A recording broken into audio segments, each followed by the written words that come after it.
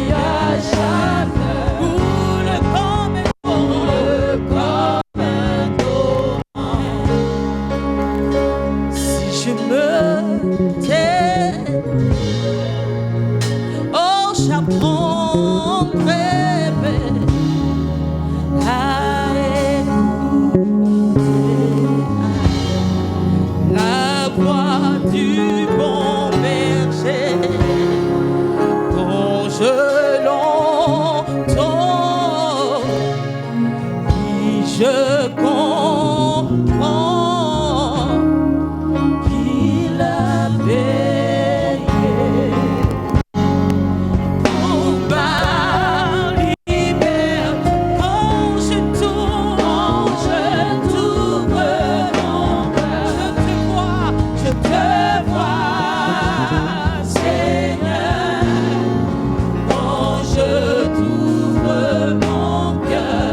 t'entends,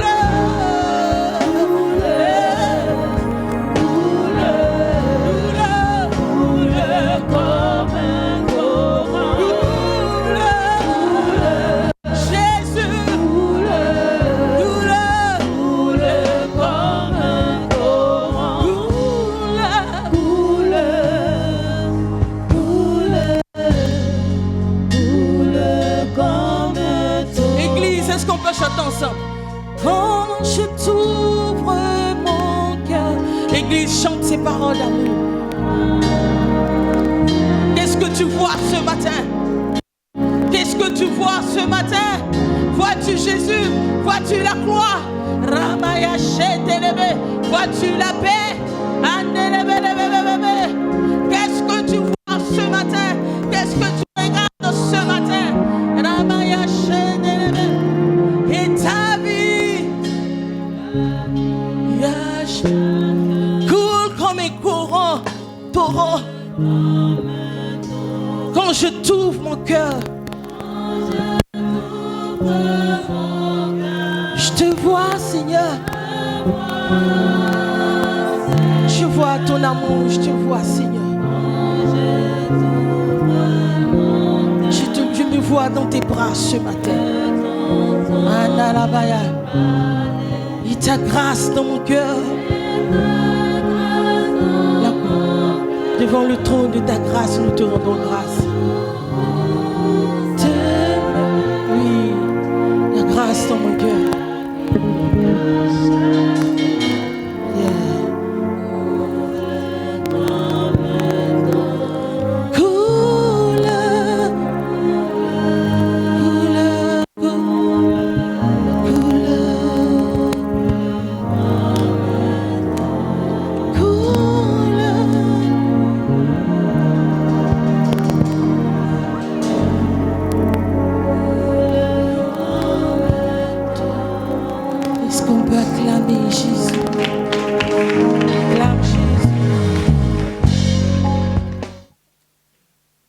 que l'apôtre Paul a recommandé cette prière. Il dit, priez pour moi, afin que lorsque je vais la bouche, qu'il y ait des miracles, qu'il y ait beaucoup de choses qui s'opèrent.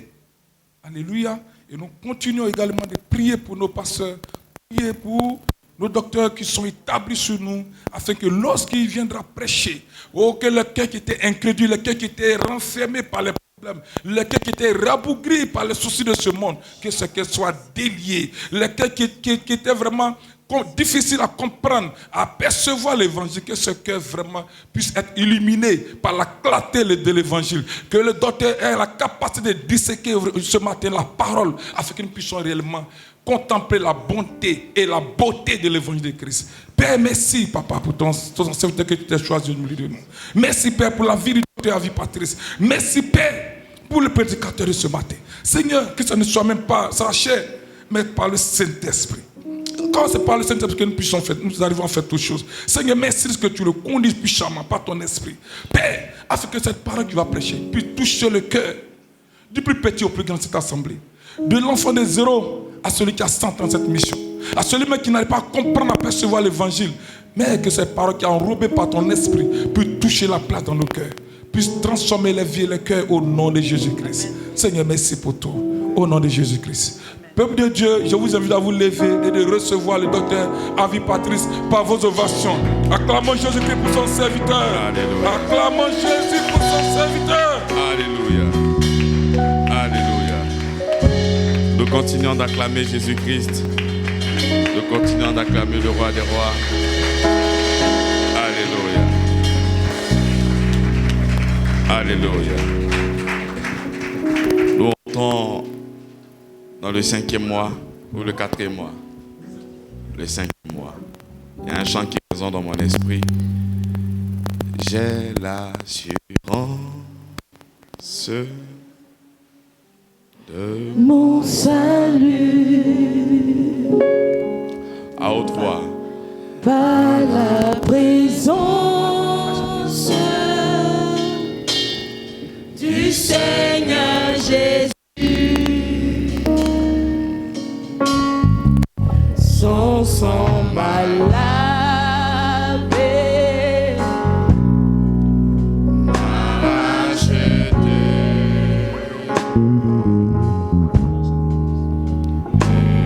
L'Esprit Saint m'a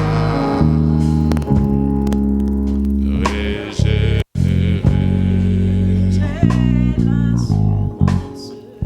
J'ai l'assurance de mon salut. À haute voix, s'il vous plaît. À la présence du Seigneur Jésus. Son sang m'a lavé, m'a racheté. Et l'Esprit Saint m'a régénéré.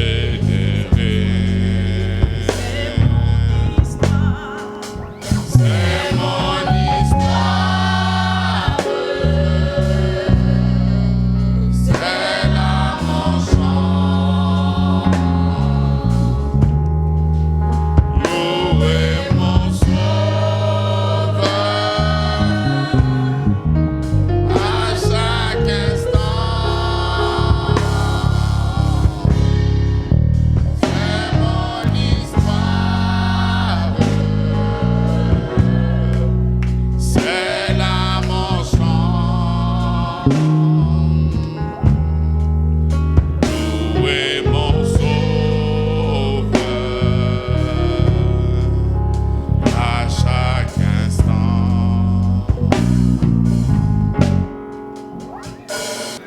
Alors, c'était le lieu de rendre grâce au Seigneur pour tout ce qu'il a fait pour nous le 4e mois. Et nous allons aborder maintenant le 5e mois. Amen.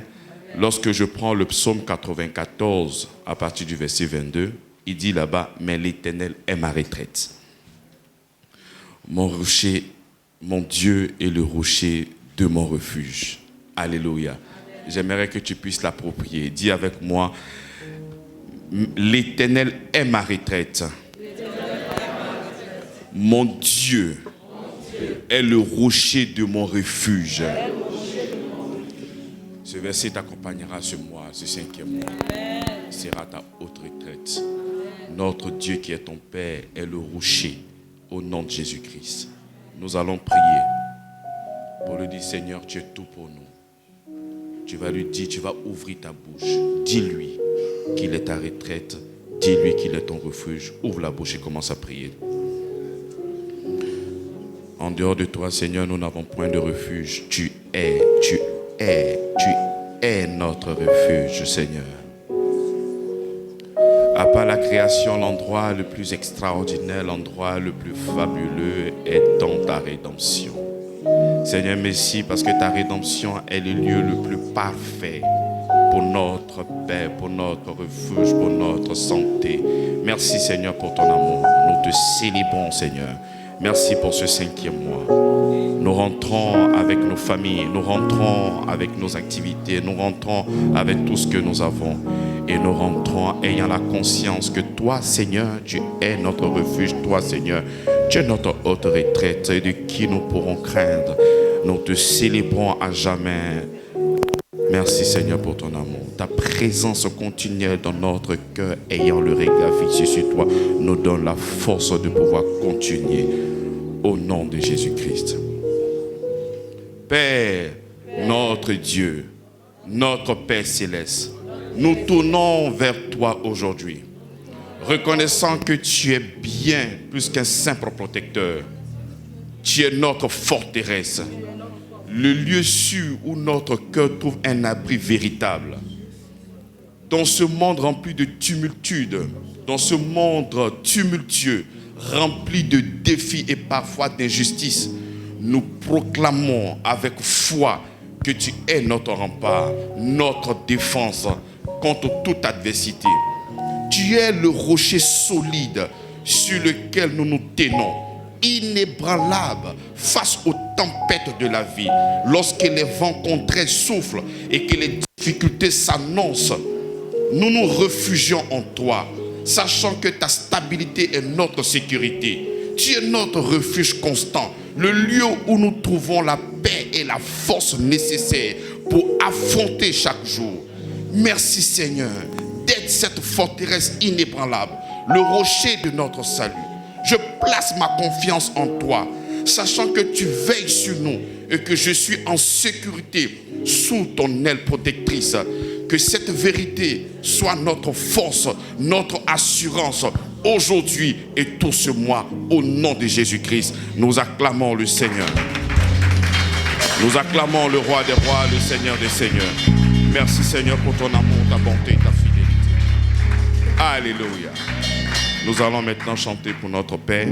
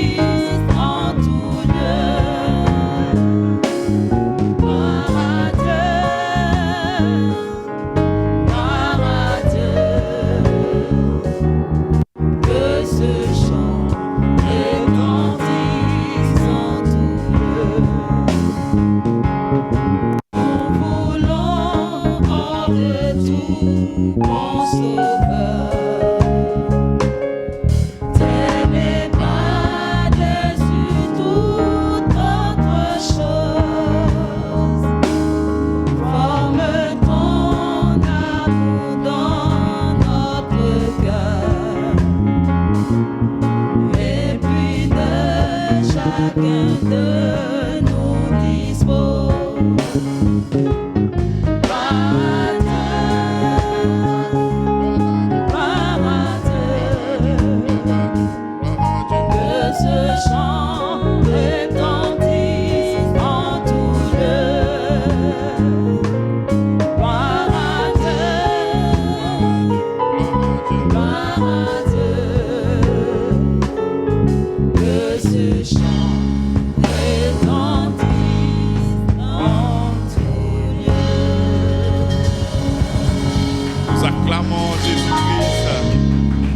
Nous acclamons le roi des rois.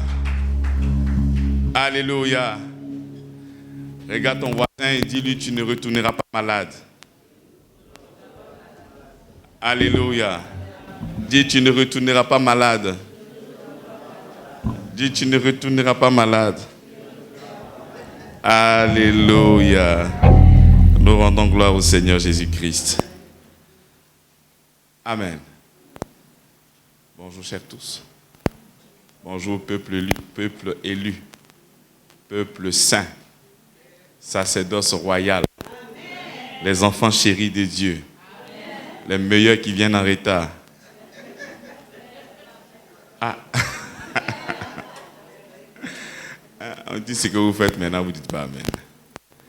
Nous sommes toujours dans notre séminaire. Le sang précieux. À qui ça fait du bien?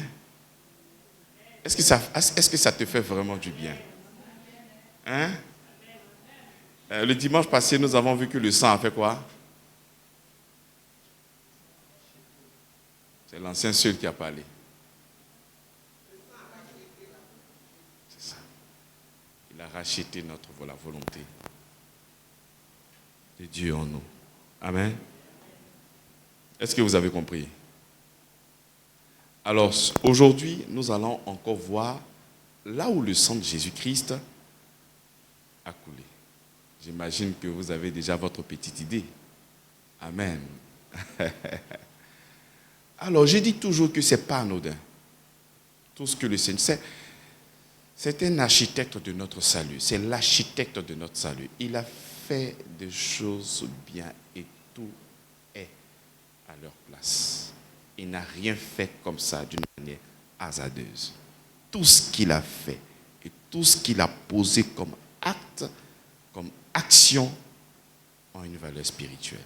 Donc il y a lieu de vraiment regarder avec un œil de trop pour que nous puissions bénéficier véritablement de cette grâce. Dis avec moi Amen. Alors, le deuxième endroit où le Seigneur a versé son sang, on peut l'appeler pilori. S'il y avait une image, le pilori, c'est comme un bois, pour ne pas confondre déjà avec la croix de Golgotha. C'est un bois où on attache les bandits et les voleurs pour les chicoter. Amen. C'est là que Jésus-Christ a été attaché et chicoté sérieusement. Il a été frappé, pilori. Si après vous rentrez à la maison, faites des recherches, vous allez voir un peu l'image. Il a été frappé, il a été chicoté. Mais pourquoi? Pourquoi? À cause de nos... Amen. Le psalmiste dit, nous bénissons ton nom et nous n'oublions aucun de tes bienfaits. Ça, c'est le psaume 103, je crois. Psaume 103. Psaume 103. Mon âme bénit l'Éternel et n'oublie aucun de ses bienfaits. C'est lui qui pardonne toutes tes iniquités, virgule, qui guérit toutes tes maladies. Tu vois? Donc, il faut vraiment comprendre et réaliser tout ce qu'il a fait pour nous. Parce que quand il dit, par exemple, il a pris nos péchés, c'est vrai. Mais il dit, et n'oublie aucun de ces... C'est comme ça que nous devons discerner, connaître et savoir pourquoi. Parce que derrière chaque acte, chaque action de notre Seigneur se cache notre rédemption. Derrière tout ce qu'il a fait se cache notre salut. Alléluia. Donc il ne faut pas voir la croix et tu vas penser que c'est juste la croix. Il ne faudrait pas voir le sang, tu vas penser que c'est juste le sang. Il ne faudrait pas voir le sang qui coule à Gethsémani, tu vas penser que c'est juste le sang qui coule à Gethsémani. Il ne faudrait pas voir les trous là et tu vas penser que c'est juste des trous. Non, à chaque objet ou chaque partie, il est attaché une valeur spirituelle. Et nous devons connaître ça et prier en conséquence de cause. Amen. Nous avons la révélation parce que le Seigneur nous révèle pour que nous puissions bénéficier et jouir. J'aime comme l'apôtre Paul parle en 1 Corinthiens. Il dit c'est par l'évangile que nous sommes sauvés. Est-ce que tu peux être sauvé par l'évangile si tu ne comprends pas l'évangile? Comprendre l'évangile, c'est de comprendre aussi là où le sang de Christ est versé. Lorsque Dieu, créateur du ciel et de la terre, crée toutes choses, la Bible déclare qu'il signe parce que tout était parfait. Il n'y avait aucune chose imparfaite. Est-ce que tu es d'accord avec moi? Tout était parfait. Bien aimé, avant le péché, nulle part il est écrit, peut-être en Genèse chapitre 0, verset 0, il n'y avait aucune maladie. Mais la maladie a fait son apparition à quel moment? Mais lorsque nous avons péché, la mort est venue. La mort aussi est venue avec ses bons petits. Ils sont venus parce que lorsque tu viens au gouvernement, mais tu viens avec tes gars. Si tu le suis, je suis président de la République. Mais vous savez que le ministre de la Défense sera ici, le ministre de la Culture sera ici, il y aura le ministre des pasteurs, tout ça. Tout ça va sortir d'ici. Hein? On ne va pas les prendre un système qui est là-bas. Amen ou pas amen? Même si tu n'as pas de diplôme, tu seras positionné. On a parlé jusqu'à quand on fait ça. Mais Jésus lui-même, quand il était là, il a vu des paysans, il dit vous êtes sel et lumière. S'il devait être sérieux, s'il peut appeler ces personnes à sel et lumière. Il y avait des savants, il y avait des érudits, il y avait beaucoup de personnes qui avaient la connaissance. Mais il regarde des comédiens, il dit vous êtes sel et lumière. Il exagère, donc moi aussi j'ai exagéré. Dès que je suis au pouvoir, je vous prends tous et puis on part. Alléluia. Donc, nous comprenons que le Seigneur a bien, il a bien fait. Il a tout créé à la perfection. Il n'y avait aucune maladie. La maladie a fait son apparition à quel moment? Lorsque la mort est arrivée. Quand la mort est arrivée au pouvoir, la mort aussi est venue avec ses amis, ses compagnons de tous les jours. Donc, par l'arrivée de la mort, nous voyons déjà qu'il y a un problème. Dès que la mort arrive, il n'y a plus de perfection. Il n'y a plus de perfection. Parce que là, on a la présence de quoi?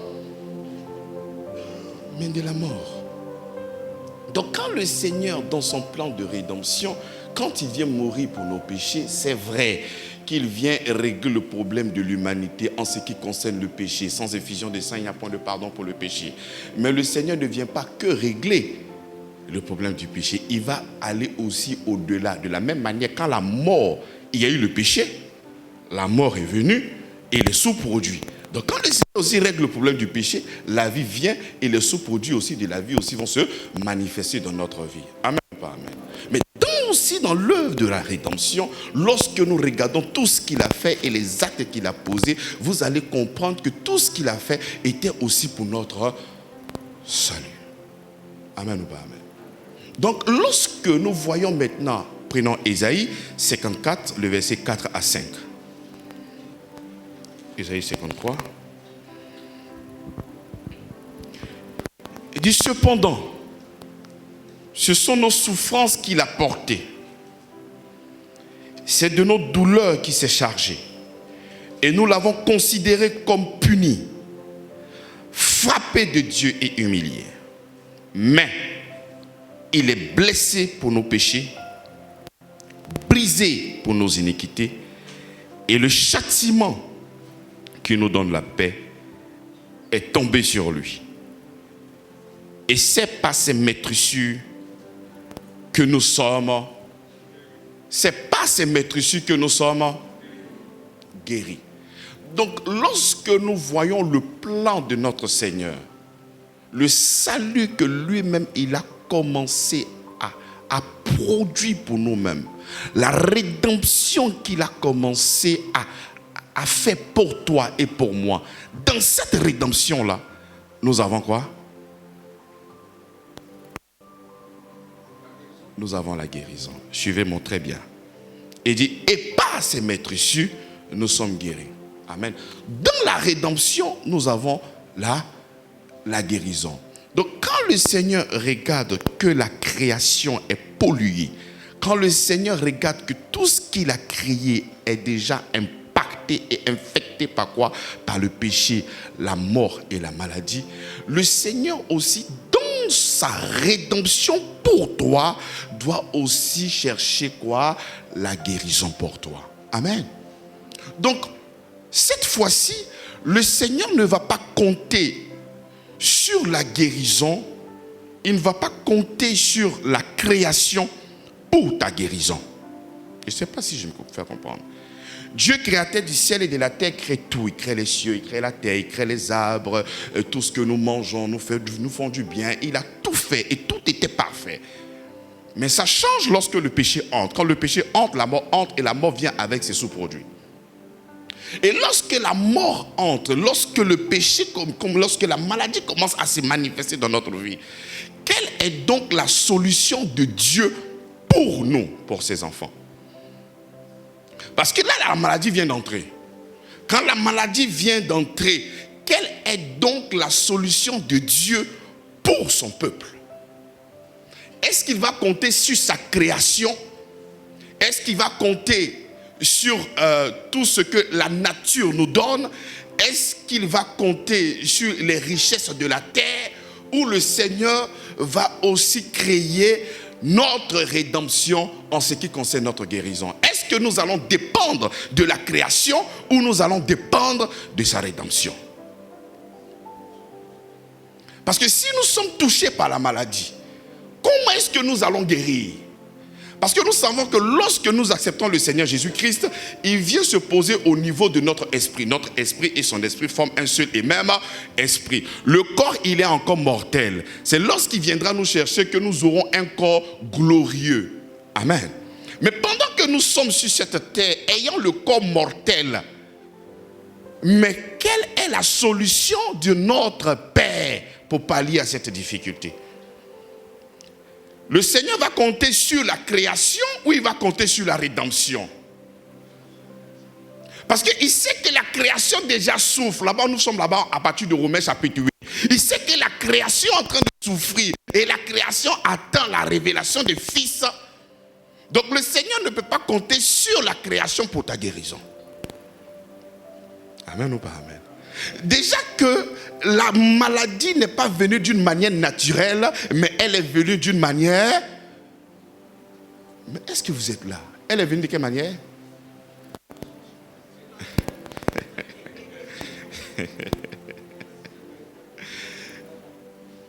La mort, tu mets la mort dans quelle case? Naturelle ou quoi? Spirituelle ou quoi? Spirituelle. Donc de la même manière que cette maladie-là est venue, c'est comme ça que le Seigneur aussi va le régler. Amen. Parce que c'est ce péché, c'est cette mort qui a favorisé, qui a donné naissance à toutes ces maladies. Amen ou pas amen? Tu peux aller avec une femme et puis l'enfant naît, il y a déjà des malformations. Qu'est-ce que tu vas dire? Tout ça, c'est le résultat de quoi? Mais du péché. Tu peux mettre un enfant au monde, on dit il est drépanocytaire. Mais qui a créé ça? C'est le péché. Donc comment il faut le régler? Raison pour laquelle nous avons beaucoup de médecins et ils disent que ça, c'est une maladie qui est quoi? Qui est incurable. Parce que face à la création, il y a une limite. Mais face à la rédemption, il n'y a pas de limite. Oh, les gars, ils sont en train de dormir. Face à la création, il y a des... Mais face à la rédemption... Est-ce que vous êtes là même? Parce qu'il y a des nouvelles là qu'on entend. Oh Seigneur, face à la rédemption, il n'y a pas de limite. Donc je comprends que cette maladie qui est en moi va fuir ce soir. Vous êtes là, vous dormez. Amen. Vous êtes devenus comme les enfants du boulanger. Bon, tout ça là, vous êtes déjà enracinés, fondés dedans. Donc tout ça là, Tu vois, il faut des nouveaux fidèles parce que vous là, on a déjà tout libéré. Ça ne vous dit plus rien. Amen. Donc le Seigneur ne peut pas s'adosser sur la création. Il ne pourra que s'adosser sur la rédemption. Donc aujourd'hui, tu peux être là, avoir des défis majeurs. Tu peux voir des coachs de santé. Tu peux voir beaucoup de mouvements. Tu peux encore avoir un meilleur diététicien auprès de toi. Tu peux avoir un meilleur coach. Amen.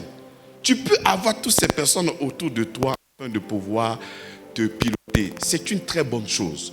Mais en ce qui concerne ta santé, le Seigneur s'appuie non pas sur sa création, non pas sur l'exercice physique que tu pourras faire tous les jours, mais en ce qui concerne ta guérison, le Seigneur compte sur la rédemption qu'il a fait pour toi. Il compte sur ses maîtrisures. Parce qu'il savait dans son plan de rédemption que toi, tu allais être encore confronté à plusieurs défis majeurs. La maladie. Parce que ton corps est encore mortel. Donc si le corps est encore mortel, mais comment pallier la situation de mes enfants? Parce que je ne dois pas laisser ces enfants-là en train de souffrir. Parce que la maladie va fatiguer ces enfants. Donc en ce moment, qu'est-ce qu'il faut faire? Raison pour laquelle lorsqu'il vient en tant qu'un homme, il va se faire bastonner. C'est ce que Somme dit. Ésaïe. Il dit cependant ce sont nos souffrances qu'il a portées. Il a porté tes souffrances. La souffrance liée à la maladie, il a porté ça pour toi.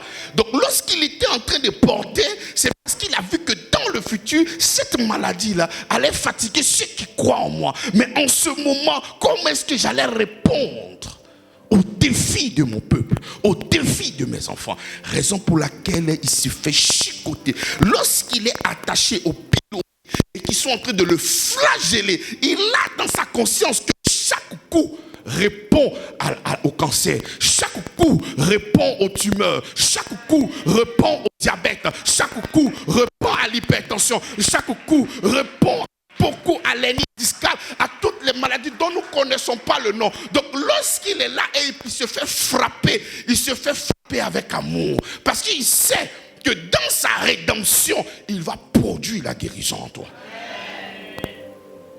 Donc quand il est en train d'être frappé, toi de l'autre côté, tu vois, ils sont frappés Jésus. Oui, mais lui, son amour le pousse à te guérir. Il dit, celui qui guérit toutes mes maladies. Comment est-ce qu'il guérit toutes mes maladies? Il le fait au travers de sa rédemption. Tu peux décider de croire ou décider de ne pas croire.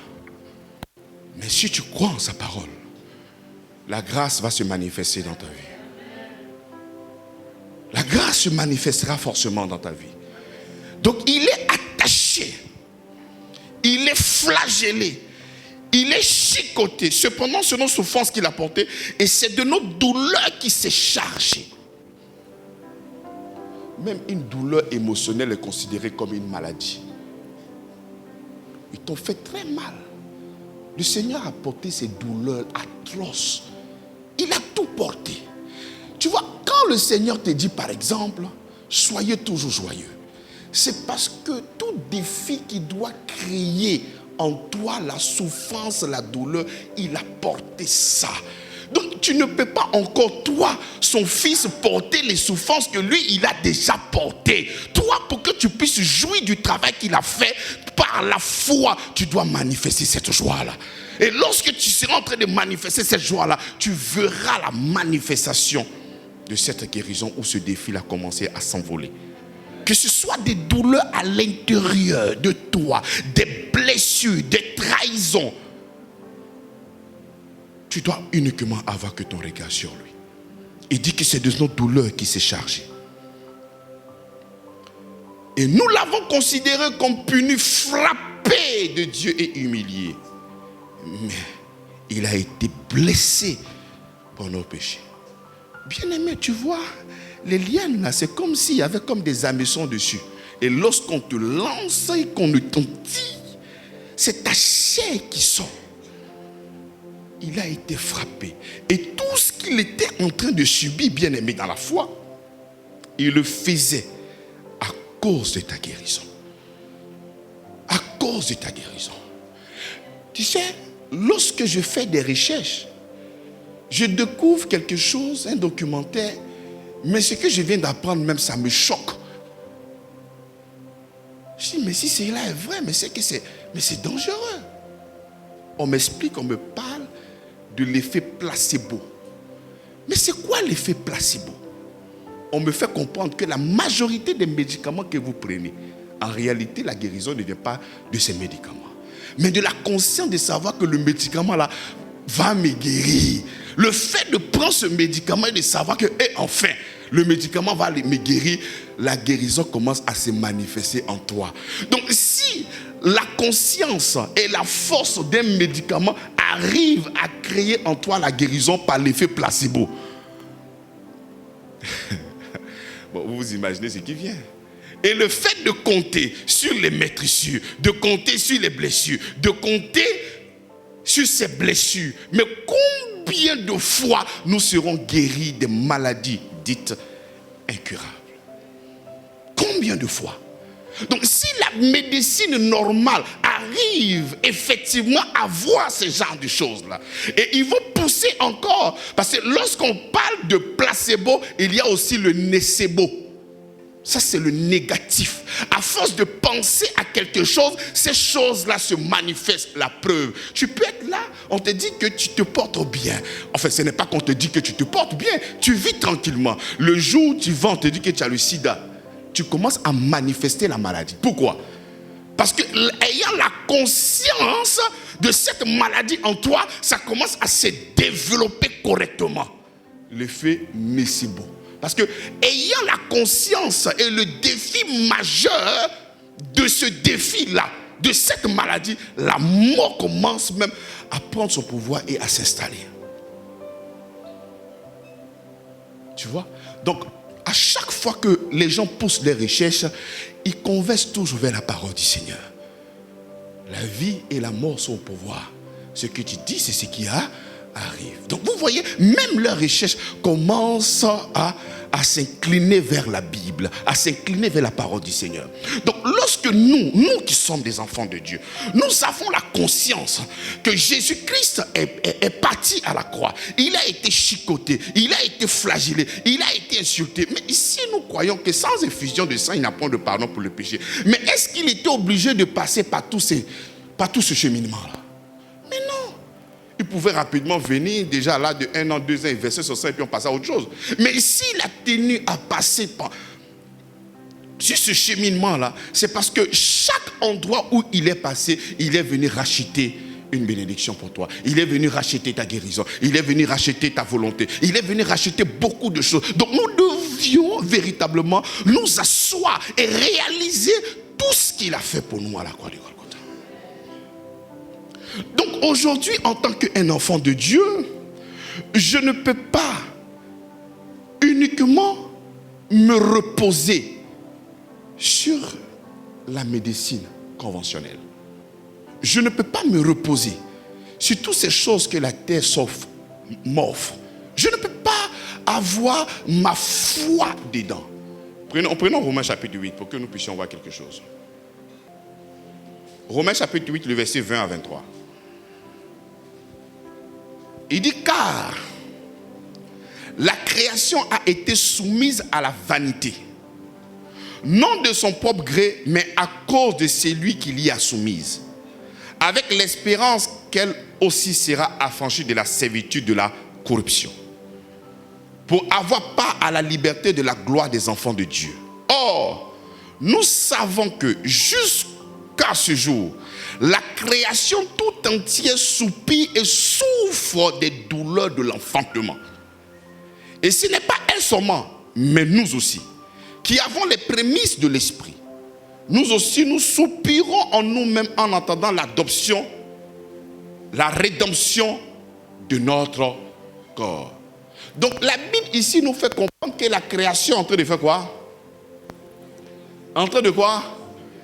La création souffre même. Elle soupire, elle souffre. Amen.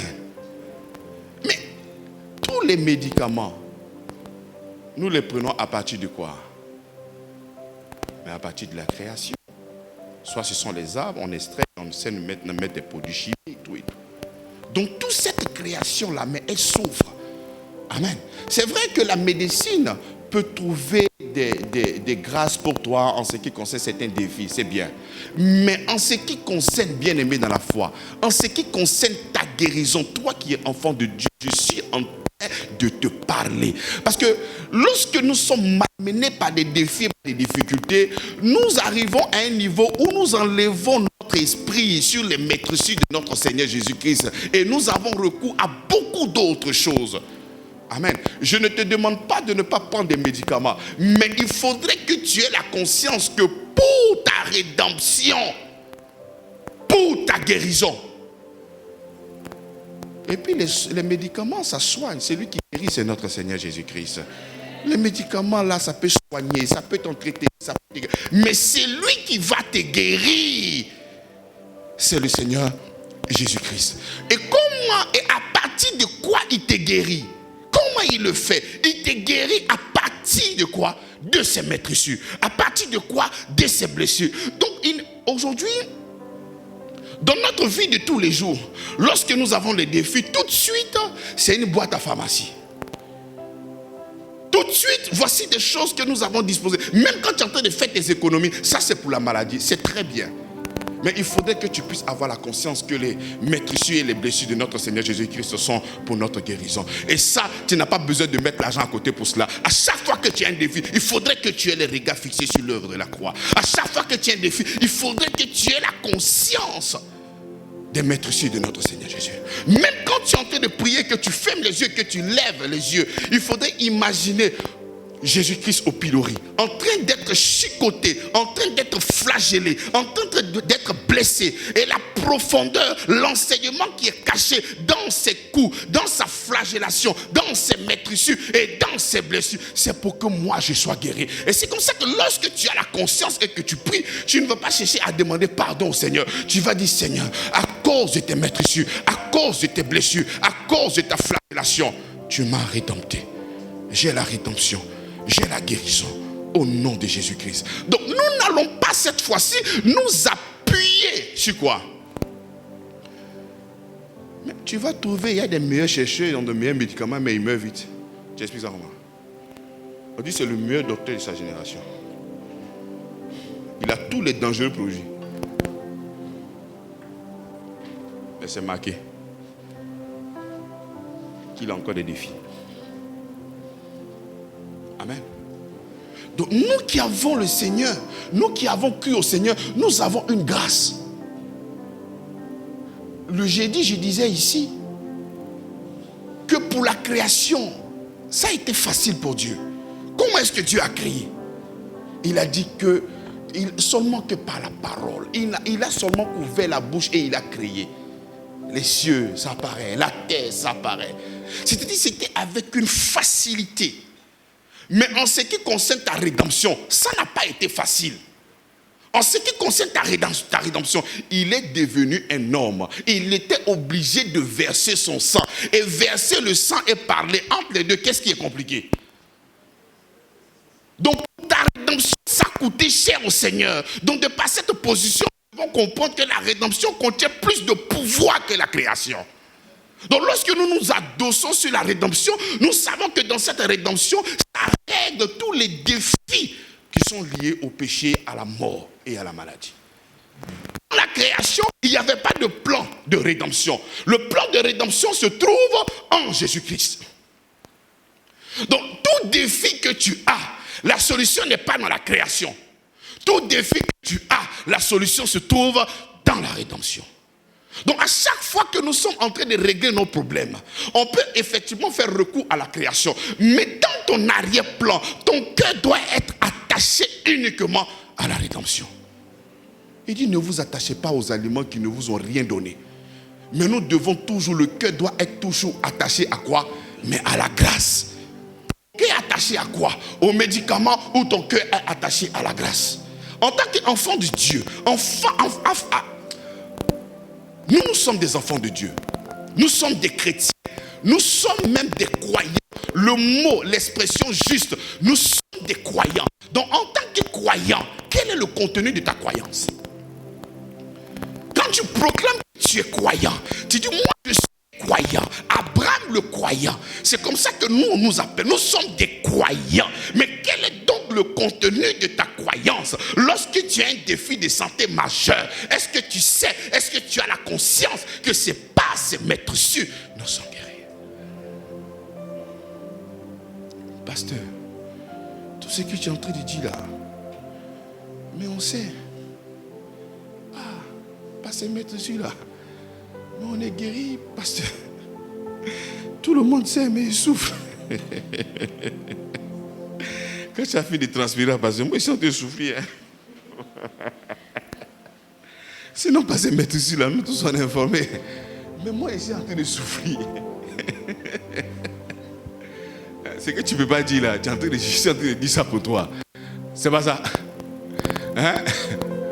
Parce que tu as fini de parler, tu es en train de transpirer. Amen, il n'y a pas de problème. En fait, je ne comprends pas pourquoi depuis là, ton amen s'en va. Peut-être depuis, tu ne fais que prendre les médicaments. Tu ne fais que prendre les médicaments et puis tu es en train de transpirer. C'est pas ça. Hein? Où est la solution? Quand tu as fini de transpirer, moi je vais être libéré, bien parler à la maison. Oh Seigneur Jésus. C'est comme ça qu'elle m'a dit, pendant qu'il est en train de parler à qui ne croit pas. Non, non, non, ça c'est l'esprit de l'homme. On sait votre mentalité. Alléluia. La parole de Dieu est vraie. La parole de Dieu, elle est vraie et elle ne souffre pas.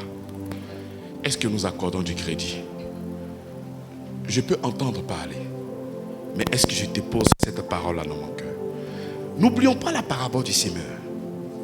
Il y a des personnes qui ont reçu cette parole avec beaucoup de joie, tel que tu es en train de recevoir cette parole. Mais lorsqu'il y a des difficultés, qu'est-ce qui se passe? La Bible déclare que ces paroles-là disparaissent. Et il parle de cette terre-là qui est remplie de ronces. Lorsqu'il y a des difficultés, toutes ces paroles-là s'envolent. Tu vois? Pendant que je suis en train de prêcher, amen. Pendant que je prêche, amen. Mais dès que c'est-à-dire, en sortant de là, moi, mon pied me fait mal, je dois faire partir à l'hôpital. D'une manière simple. D'une manière comment? Donc en ce moment, tu es conscient de quoi? Du docteur ou de la rédemption? Donc la première chose qui doit monter dans notre cœur doit être la rédemption de notre Seigneur Jésus-Christ. Nos pensées doivent être sur notre Seigneur Jésus-Christ. La Bible dit, celui qui a le regard fixé, pas le regard à gauche et à droite, mais fixé sur le Seigneur Jésus-Christ, il est environné. Lorsque Pierre regardait Jésus, il a commencé à marcher sur l'eau. Lorsqu'il a commencé à regarder à la tempête, il a commencé à s'enfoncer. La foi, c'est d'avoir le regard fixé. Moi, c'est ce que la Bible dit que je suis en train de te dire. Il faudrait que nous puissions avoir le regard fixé. Même quand je suis en train de regarder et que je vois autre chose, quand tu commences à douter, cela montre que tu n'avais pas encore le regard fixé. Tu ne croyais pas. En fait, tu regardes parce que le pasteur t'a dit de regarder. Mais ça ne provient pas véritablement d'une conviction personnelle qui émane de toi. Quand c'est une conviction personnelle qui émane de toi et que tu as le regard fixé sur toi, la Bible ne ment pas. Il y avait un qui était aveugle. Il était en face de notre Seigneur Jésus-Christ. Il était aveugle. Il dit, Seigneur, je veux que tu puisses me guérir. Est-ce qu'il voyait? Le Seigneur s'est abaissé. Est-ce que quand le Seigneur s'abaissait, il lui voyait? Est-ce que quand le Seigneur s'abaissait, il voyait? Mais normalement, quand je dis, Seigneur, je vais guérir, je vais être guéri, ça la seconde. Normalement, en même temps, je dois commencer à voir. Mais la Bible déclare qu'il s'est abaissé. Il a pris le sable, il a mis la salive et il est tenté de malade. Pendant tout ce temps-là, ça correspond à combien de secondes? Mais lui, il est dans une position de quoi? Mais c'est ça. Donc, s'il n'a pas reçu en 1 minute ou en 2 minutes, il va commencer à pleurer. Nous croyons véritablement que par tes maîtres sûrs, nous sommes guéris. Nous proclamons ces paroles-là. Nous proclamons ces paroles-là. Même la résurrection de notre Seigneur Jésus-Christ, ce n'est pas le premier jour qu'il est ressuscité d'entre les morts. Ce n'est pas le deuxième jour qu'il est ressuscité d'entre les morts. Donc, je crois que ceux qui attendaient la résurrection de notre Seigneur Jésus-Christ, là, donc quand il est passé, oh, il est mort, c'est fini, il pensait qu'il allait revenir. Deuxième jour, oh, il est mort, c'est fini, on pensait. Troisième jour, Lazare même, il est allé jusqu'à quatrième jour, pour te faire comprendre, aussi longtemps que ça dure, ça n'enlève rien à la rédemption de notre Seigneur Jésus-Christ. Ça ne va rien enlever à la rédemption. Ce qu'il a dit, il le fait. Et cela a déjà été fait à la croix de Golgotha. Donc lorsque nous sommes en train de proclamer notre guérison, lorsque nous avons le regard fixé vers notre Seigneur et nous croyons que par ces maîtrises nous sommes guéris, bien-aimé, sois fidèle et continue à croire. Continue à croire. Toi, tout ce qu'on te demande, c'est de croire. C'est de croire. Lors de la formation, j'ai fait une démonstration et même ici, je fais toujours cette démonstration. Pourquoi le Seigneur dit à Abraham, donne ton fils en sacrifice? Si nous savons que Dieu est omnipotent, Dieu peut tout. On sait que Dieu est omniscient, Dieu sait tout. On sait que Dieu est omniprésent, il est présent partout. C'est-à-dire Dieu savait si Abraham allait réussir son examen ou pas. Dieu savait si Abraham allait obéir ou pas. Dieu savait ou Dieu ne savait pas. Mais cependant, il dit à Abraham, donne ton fils en sacrifice. Il savait qu'Abraham allait réussir puisqu'il a l'omniscience.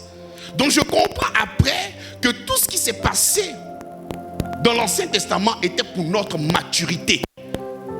Parce que tu peux te aller la taper ta porte. Parce que moi, je crois, hein. Moi, je crois, hein. Parler, mais si tout le monde pose la question, qui ne croit pas, il n'y a pas quelqu'un qui ne va pas. Non, tout le monde croit. Est-ce qu'il y a quelqu'un qui dit qu'il ne croit pas? Il croit. Mais quand tu crois là, voilà ce qu'un homme qui croit peut faire. Il n'a pas d'enfant. Il a seulement qu'un seul enfant. Et Dieu il donne, il prend, il donne. C'est-à-dire dans l'adversité, dans la tristesse, dans l'angoisse, dans l'amertume, il est capable de donner son unique. Oh! Toi, quand tu dis que tout va bien, je te connais déjà. Quand tu dis que tout va bien, c'est parce que tu as un peu d'argent. Dès que tu sur toi là, vraiment, affaire de Dieu là même, vraiment, affaire de Dieu, donc foi est partie. Donc tu vois que lorsqu'il y a des adversités, ça vient en fait révéler le vrai état de ton cœur. Parce qu'on ne peut que parler de la foi lorsque nous sommes dans l'adversité. Mais c'est là-bas qu'on a dit que voici l'homme, voici comment on appelle Abraham est le père de la foi. Parce qu'il a eu vraiment le regard fixé sur lui. Lorsqu'on te dit que tu as la foi, ce n'est pas lorsque tout va bien. Ton père est milliardaire, ta mère est milliardaire, toi-même tu es multimillionnaire. Mais Dieu est comment? Dieu est comment? Je suis en bonne santé. Dieu est comment? Mes entreprises marchent bien. Dieu est comment? Mais il faut avoir une petite plaie là. Hé Seigneur, c'est que plaie là depuis la même là, c'est quoi? C'est là que le vrai, l'état de ton cœur, ce à quoi tu crois vraiment là, c'est là que ça va sortir. C'est comme ça que Jacques m'appelle. Il dit, il faudrait que le prix de votre foi produise en vous quoi? Mais on n'est pas patient.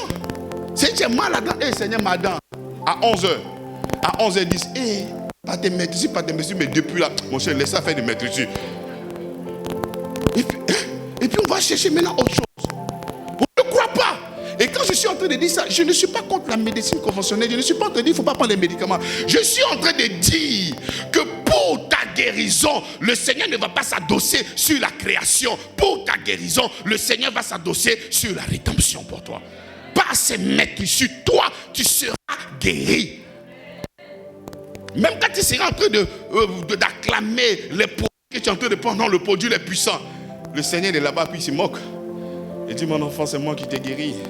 De la même manière, autrefois, quand tu jeûnais pour avoir telle chose, et que ces choses se manifestaient, tu dis vraiment, moi j'ai fait ci, j'ai fait ça. Mais aujourd'hui, quand tu as compris la grâce, tu as commencé à voir que véritablement, ce n'est ni par tes efforts, mais c'était véritablement par la grâce de notre Seigneur Jésus-Christ. C'est la même manière aujourd'hui. Tu peux prendre des médicaments, tu es guéri. Ah, le médicament est puissant. Oh, c'est le Dieu créateur du ciel et de la terre qui l'a fait pour toi au nom de Jésus-Christ. Il n'a pas besoin d'encouragement. Ce que j'ai dit est vrai et c'est ce que la Bible nous dit. Et nous devions véritablement avoir la conscience de ça. Nous devons avoir la conscience de ça. Il dit parmi vous, il est en train de parler des chrétiens, pas des païens. beaucoup de personnes qui sont quoi? Malades. Mais pourquoi il dit ça? Il dit car c'est lui qui mange et boit sans discerner. Le mot grec utilisé ici par discerner, c'est diakrino. Diakrino veut dire séparer, faire une distinction. Parce que lorsque là, ils sont en train de faire le repas du Seigneur. Dans le repas du Seigneur, nous avons quoi et quoi? Nous avons le pain et nous avons le vin. Et la Bible nous fait comprendre ici, il dit, car ils ont mangé et boit sans discerner, c'est-à-dire sans une distinction. Aujourd'hui, lorsque tu es en train de parler de l'œuvre de la croix, tu dis le Seigneur Jésus qui est venu mourir pour mes péchés. Mais il n'est pas que venu mourir pour tes péchés. Donc tu dois manger en discernant. Tu dois manger en ayant la compréhension, une distinction, il faut distinguer. C'est vrai que le sang, c'est vrai que Jésus-Christ est venu mourir pour nos péchés, mais il n'est pas que venu mourir pour nos péchés. Son corps qui est là est pour notre guérison. Donc il y a des gens qui sont venus à la table du Seigneur et ils ont mangé sans discerner. C'est-à-dire c'est comme bon... Voilà quoi. Alors que pour atteindre ce résultat, bien-aimé, il a été frappé. Il a été chicoté. Et ce n'est pas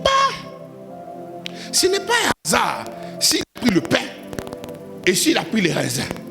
Parce que même les deux matières là, il faut les battre. Battre aussi le vin pour que tu battes aussi le raisin pour que tu puisses avoir le vin. Donc même la matière avec laquelle nous prenons la Sainte Seine, avant la production, il faut battre le blé. Il faut battre pour en faire une pâte. Et même le raisin, il faut piétiner, il faut aussi battre pour avoir aussi quoi? Et mieux, le vin encore, il faut faire la fermentation. Il faut fermenter, c'est-à-dire il faut déposer, enterrer quelque part. Et ça, c'est la résurrection de notre Seigneur Jésus-Christ parce qu'il a été enterré.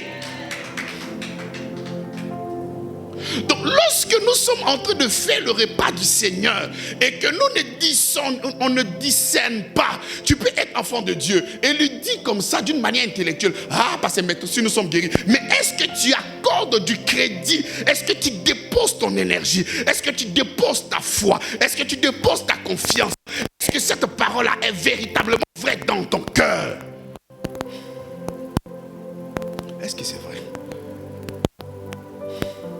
Tu sais que lorsque tu as une migraine, ça là, ce médicament, c'est quelqu'un qui prend là. C'est-à-dire que tu es tellement conscient de ce médicament-là. Parce que le médicament t'a montré ses prouesses. Ça là, non, laisse tomber. Donc dès que tu prends même, tu n'as plus la conscience de ton mal. Et en chemin, paf, ça disparaît. Mais quand tu viens pour le repas du Seigneur, tu viens avec quelle mentalité? Tu viens d'une manière traditionnelle. Bon, c'est le premier mois, bon. Tu as dit, tu viens comme ça. Comme un blagueur. Et tu ne discernes pas. Le mot diakrino qu'ils ont utilisé, c'est tellement fort. Il dit séparer, faire une distinction, distinguer, préférer, apprendre par discernement. Il faut discerner, il faut séparer. Il faut séparer que c'est pas ces maîtrisures que moi je suis quoi? Le corps de Jésus-Christ a été donné pour ma guérison. Donc de la même manière que tu prends un médicament et tu as la conscience que ce médicament va te guérir, parce que souvent même le lobbying qui est fait derrière le médicament a fait que ça te guérit.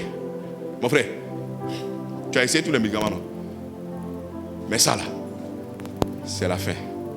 Non, à bout. Mon frère, c'est-à-dire les gens qui veulent te vendre les médicaments, moi-même, quand moi je vends là, laisse tomber.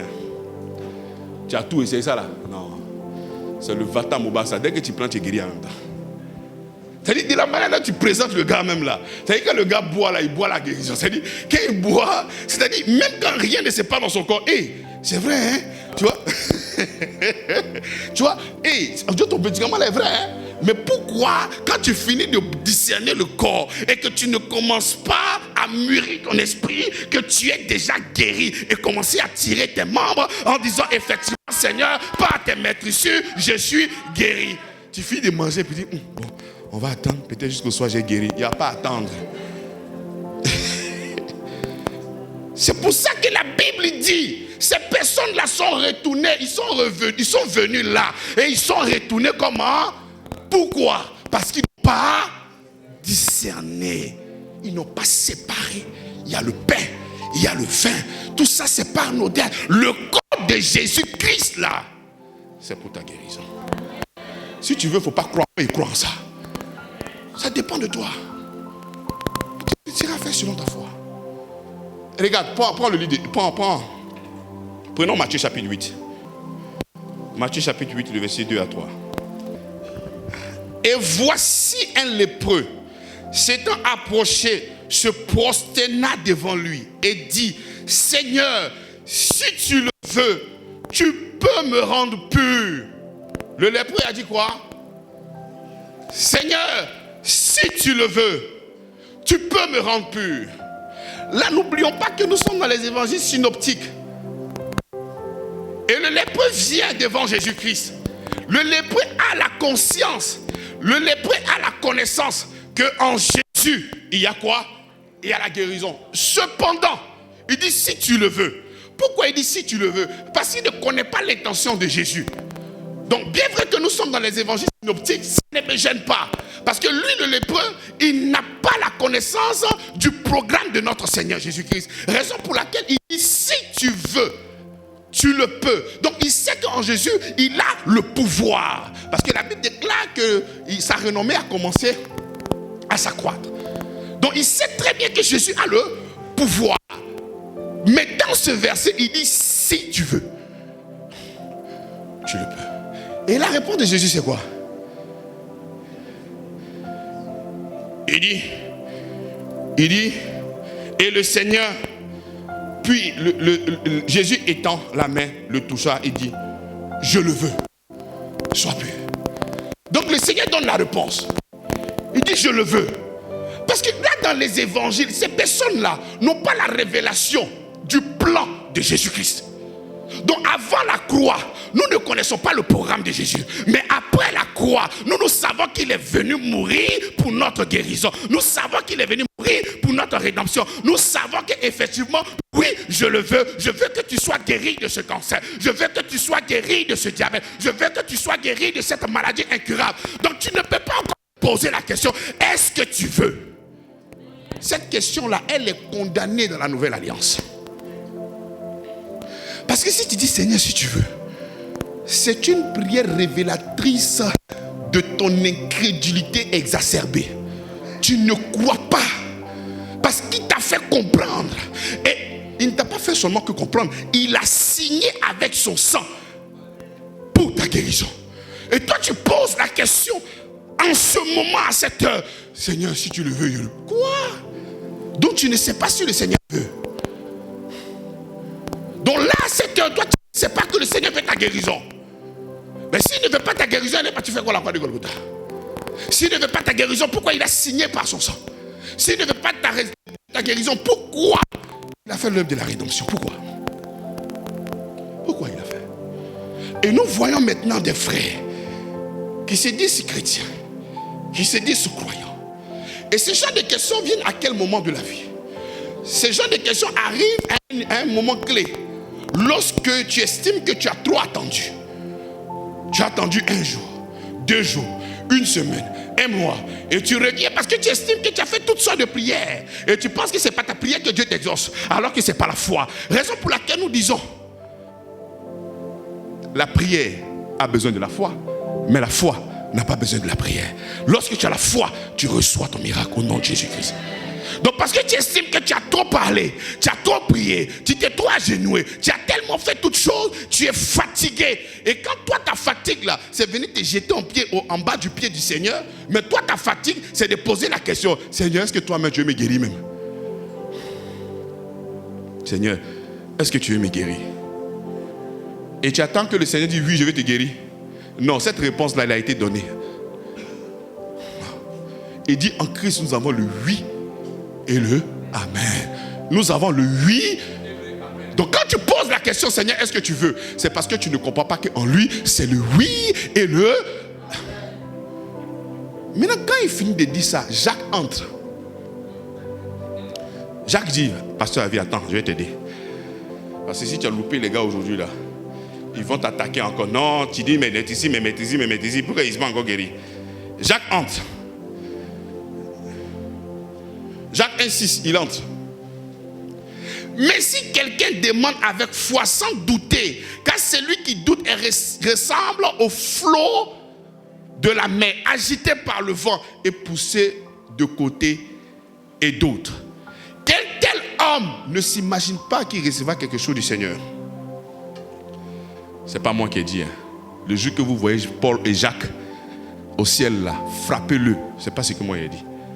Parce que vous avez un bac plus 100 pour accuser le Seigneur.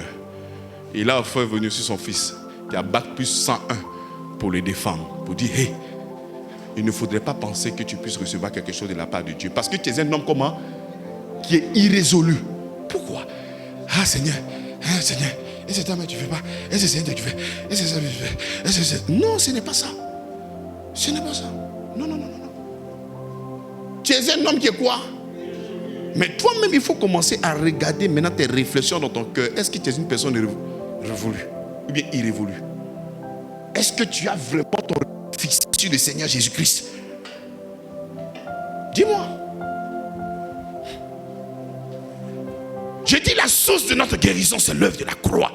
Tu ne peux pas t'adosser sur la création pour ta guérison. Tu ne pourras que t'adosser sur la rédemption pour ta guérison. Il faut t'adosser dessus. Il faut le proclamer. Même si tu as l'opportunité de prendre des soins, c'est une très bonne chose. Il n'y a aucun problème. Mais dans ton arrière-plan, je peux te donner un exemple. En tout cas pour les pères normaux. Même quand tu scolarises ton enfant et que ton enfant n'a pas de bonnes notes, je ne parle d'un père normal, parce qu'il sait qu'il y a des pères aussi qui sont des disjonctés. Est-ce que tu peux proclamer que ton enfant ne va pas réussir? Même si ton enfant n'a pas 2 de moyenne sur 100. Est-ce que tu peux proclamer, toi, il sait que tu n'as pas réussi? Tu ne peux pas le dire. Mais il y a des pères qui le font. Et si tu fais, il faut arrêter. Qui a dit la majorité des gens qui sont en train de diriger le monde? Qui a dit que c'était les premiers de classe? Qui a dit? Dis-moi. Qui? Je sais que vous êtes tous des premiers de classe. Amen ou pas amen? Moi, il n'étais pas premier de classe, mais c'est moi qui suis en train de t'enseigner. Tu dis quoi maintenant? Qu'est-ce que tu dis? Ce n'est pas une question de ça. C'est une question de la rédemption. Il faut compter sur Jésus-Christ. C'est lui et lui seul. Quand je suis en train de dire ça, je ne suis pas en train de dire aux enfants ne travaillez pas. Non. Je suis en train de dire il ne faudrait pas que nous puissions limiter toutes choses. Parce que l'œuvre de la rédemption est là pour les plus faibles. L'œuvre de la rédemption est là pour ceux qui n'ont pas de capacité. L'œuvre de la rédemption est là afin de pouvoir soutenir le plus faible. Lorsque les gens vont te disqualifier, l'œuvre de la croix viendra pour te qualifier au nom de Jésus-Christ. Lorsque les gens trouveront le moyen pour te disqualifier, l'œuvre de la croix trouvera aussi des moyens pour te qualifier au nom de Jésus-Christ. C'est ce que nous demandons. Donc Jacques nous fait comprendre ici quoi? Si tu réfléchis de cette manière, tu es un homme irrésolu. Et il met maintenant le clou. Il dit ne pense pas qu'un tel homme qui est là-bas c'est anthropose. Ça veut dire homme comme femme. Quand on dit homme dans les versets là, ne pensez pas que c'est seulement homme. C'est pas seulement homme, genre, non. Quand on dit homme, dans le grec, c'est anthropose. C'est-à-dire que ce soit homme ou femme. Donc, quel tel homme ou femme réfléchit comme ça, mais il ne faudrait pas que cette personne ait pu penser qu'elle pourra recevoir quelque chose de la part de Dieu. Pourquoi? Ce n'est pas une malédiction, hein? C'est parce que dans le plan de la rédemption, la grâce est déjà disponible. Et le moyen de pouvoir s'approprier s'appelle la foi. Donc si tu ne manifestes pas la foi en cette guérison, est-ce que tu vas venir dire que c'est le Seigneur? Est-ce que tu diras que c'est le Seigneur? Dis-moi, est-ce que tu diras que c'est le Seigneur? Tu es un homme de la même nature que moi. Et je connais les phrases qui se passent souvent dans le cœur. Je connais les défis, les difficultés. Je sais quand on annonce une maladie. Je sais quand on annonce un défi. Je sais comment est-ce que ton cœur peut s'emballer. Je sais tout ça. Je sais. Mais il y a lieu, même quand il y a des tempêtes, il y a des difficultés, et que ton cœur soit affermi par la grâce. En ce moment-là, il faudrait envelopper ton cœur de la grâce. Ne laisse pas les situations vraiment t'emmener d'autres réflexions et pousser la réflexion à penser même à des choses graves. Il faudrait que tu sois affermi par quoi? Quand on dit être affermi par la grâce, c'est parce que nous savons que dans la grâce, il y a ses maîtres précieux. C'est parce que nous savons que dans la grâce, il a pensé à nous. C'est parce que nous savons que dans la grâce, nous recevons des choses que nous ne méritons pas. Donc ton cœur doit être affermi par la grâce de notre Seigneur. Tu soutiens, tu gardes ton cœur à la grâce. Et dis que ton cœur soit attaché à la grâce. Non pas aux aliments que vos pères ont mangés et puis sont morts. Il y a des gens aujourd'hui, lorsqu'ils ont déjà eu un médicament assez bien, l'œuvre de la croix est relayée maintenant au second plan. Et dans ton vrai cœur là, tu comptes non pas sur l'œuvre de la croix, mais tu comptes sur ce que tu es en train de prendre. Je ne te dis pas de ne pas prendre. Mais la première place doit appartenir à notre Seigneur Jésus-Christ. À notre Seigneur. C'est comme ça que je peux dire. Ah non, pasteur, moi je demande pardon pour mes péchés, il n'y a pas de problème. Si ça peut t'aider au niveau de ta tête, au niveau de ton intelligence, au niveau de ta conscience, vas-y. Mais il faudrait que tu saches, ce n'est pas par ton verbiage là que toi tu es pardonné. Si ça peut te soulager, vas-y. C'est comme ça que je suis en train de dire, les médicaments là vont te soulager, mais ta guérison viendra de la rédemption au nom de Jésus-Christ. J'ai dit la guérison viendra de la rédemption faite en Jésus-Christ. C'est lui qui nous a rédemptés. Aujourd'hui, c'est tellement bien tombé, nous allons prendre le repas du Seigneur. Il faudrait que tu puisses discerner, bien-aimé, que par ces maîtres sûrs, nous sommes guéris. Ne viens pas prendre le repas du Seigneur à la légère. Non, ne prends pas ça à la légère. Et nous, en tant que des Africains, ça j'ai compris ça tout dernièrement. On doit peut-être vous mystifier un peu. C'est-à-dire, peut-être dans le repas du Seigneur, on était allumé, puis on met un son. Là, comme ça, là au moins, tu vas considérer qu'il y a quelque chose qui se passe. Mais quand les choses sont simples, là, non! C'est-à-dire, vous êtes prêts à banaliser ça. Si c'était un rite de sorcellerie, ils ont mis tête ou bien masse d'un gars, il est comme ça. C'est-à-dire, par ta manière de t'approcher, là, tu es comme ça. Tu es tétanisé, tu prends. Vous riez, vous êtes parti chez les féticheurs. Quand on te dit qu'il faut te lever à 2h pour aller à la mer, même si ton grand-père t'appelle, il ne faut pas revenir de tête, tu es comme ça. C'est que tu dois aller faire. On dit, si tu te retournes, folie qui va te prendre là, toi-même, donc tu es concentré et ce que tu dois aller faire, tu fais. Quand tu viendras manger le pain, il faut que tu sois concentré sur l'œuvre de la croix. Le Seigneur ne nous a pas laissé le matériel, il nous a laissé l'esprit. Il nous a donné l'œuvre de la croix. Donc ayons la conscience. Et les gens qui prennent le pain, au-delà, c'est pas doux, c'est un peu dur. Ah! Mais ton esprit est oh Seigneur! Manger sans discerner, toi tu discernes le goût du pain. Boisson, ils ont changé ça aujourd'hui. Ça là. Après, mais il y a dit au pasteur, n'a qu'à changer. Mais ça là, c'est pas. Ah! Mais qui vous êtes? Concentrez sur l'œuvre de la croix. Concentrez sur ses maîtres. Ah, tout ça, c'est la distraction pour vous distraire. C'était un moment électrique, un moment puissant, un partage fort. La Bible dit que ces personnes sont retournées malades. Ce n'est pas moi qui ai dit pourquoi ils sont retournés malades. Parce qu'ils ont mangé en discernant le goût du pain. Ils ont mangé en discernant le goût du jus. Il faudrait être à un niveau quand tu manges, tu ne sais même pas ce que tu as mangé. Et que tu aies la conscience seulement que du corps du Christ dans ton corps. C'est de ça qu'il s'agit. Quand tu seras en train de prendre le repas cette fois-ci, aie la conscience de l'œuvre de la croix. La conscience de l'œuvre de la croix. Et même quand tu viendras, ce que j'ai dit là, il faut oublier. Il faut te concentrer sur l'œuvre de la croix. Concentre-toi sur Jésus-Christ. Parce qu'il a donné cela pour notre guérison. Donc quand tu viendras manger cette fois-ci, aie dans ton cœur qui nous a donné par ses maîtres cieux. Pendant que tu seras en train de manger, prie le Seigneur, proclame, fais-toi vois une image du Seigneur au pilori, en train d'être bastonné, en train d'être chicoté, lorsque tu es en train de manger, commence à voir cette image. Notre Dieu, il travaille avec l'imagination. Il a dit à Abraham, regarde les étoiles, telle sera ta postérité. Donc regarde les coups qu'il a reçus et commence à voir cette maladie en train de s'évaporer, en train de disparaître dans ton corps. Commence à saisir, à donner une importance au corps de notre Seigneur Jésus-Christ. Et je crois que lui qui soutient toutes choses par sa parole finira toujours par honorer sa parole. Et cette guérison sera établie au nom de Jésus-Christ.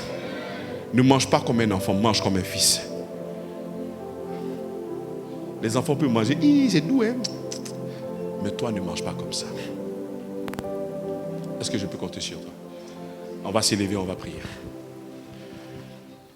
Nous allons prier, nous allons dire, Seigneur, tu as été attaché au pilori. Tu as été bastonné, tu as été flagellé, tu as été blessé. Cette fois-ci, je ne mets pas ma confiance en la création, mais je mets ma confiance dans la rédemption. Je mets ma confiance dans la rédemption. Je mets ma confiance en tes blessures. Je mets ta confiance entre tes maîtresses. Ouvre la bouche et commence à prier le Seigneur. Oui, ma place. Jésus s'est donné. Il a pris ma place. Il a pris ma place. Il a pris ma place. Il a pris mes maladies. Amour. Il est amour.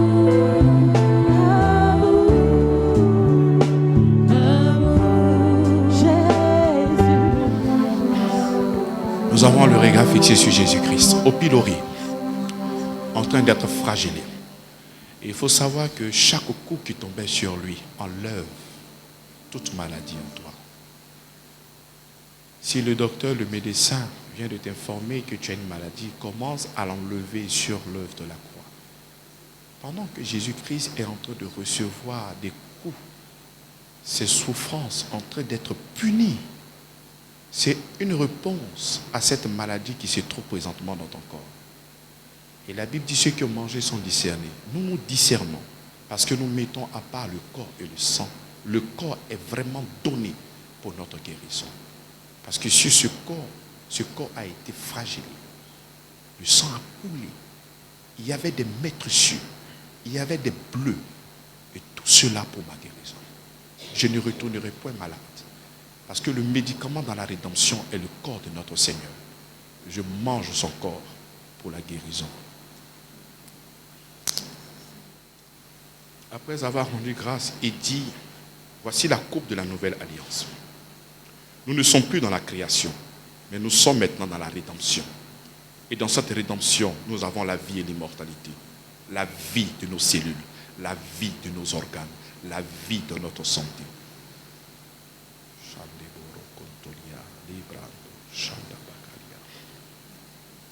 Aucune personne ne sortira d'ici malade, Père. Aucune personne ne sortira d'ici malade. Aucune personne, Seigneur. Merci, Seigneur, parce que nous comptons exclusivement sur toi. Autrefois, on pouvait compter sur plusieurs choses. Mais aujourd'hui, nous comptons seulement que sur toi. Merci, Seigneur.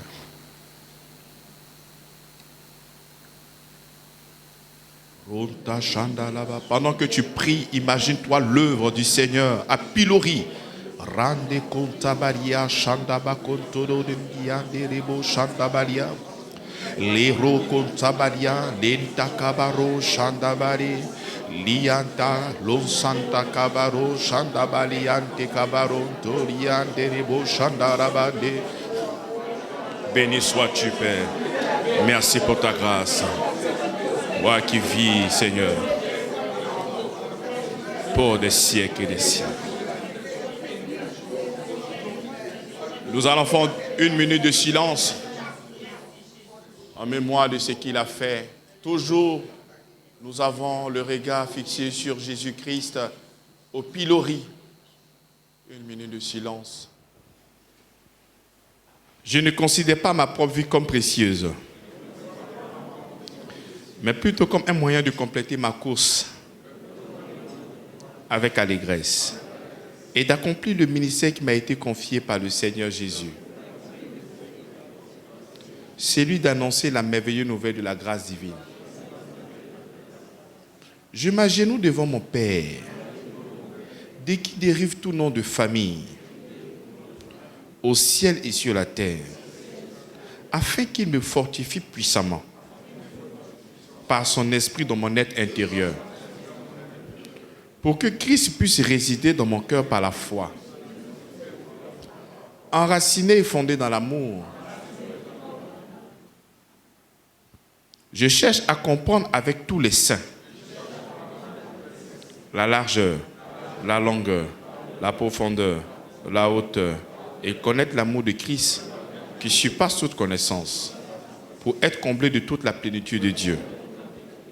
À celui qui agit avec une puissance infinie en moi, dépassant tout ce que je pourrais demander ou penser, soit la gloire dans les églises et en Jésus-Christ, pour tous les temps et les générations à venir. Quant à moi, je tourne mes regards vers l'Éternel. Je place mon espérance en Dieu mon Sauveur. Il m'exauce. Ne te réjouis pas de ma chute, ô mon ennemi, car si je suis tombé, je me relèverai. Même si les ténèbres m'enveloppent, l'Éternel est ma lumière. Cette certitude m'habite, que si je demande quelque chose en accord avec sa volonté, il m'écoute. Et je sais s'il m'écoute en toutes choses.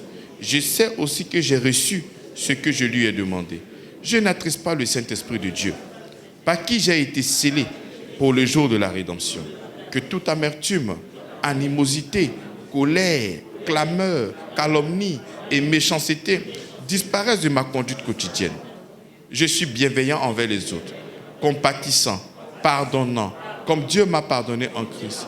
Je suis donc imitateur de Dieu. Comme un enfant bien-aimé, je marche dans l'amour, à l'exemple de Christ, qui m'a aimé et s'est offert lui-même à Dieu pour moi, en sacrifice d'une agréable odeur. Je lui consacre mon temps, mon espace, ma richesse, ma force, mon mouvement. Tous, nous avons eu part à sa plénitude et nous avons reçu un don après l'autre. Au nom puissant de Jésus-Christ. Regarde ton voisin et dis: l'Éternel est ta haute retraite et ton refuge. Amen.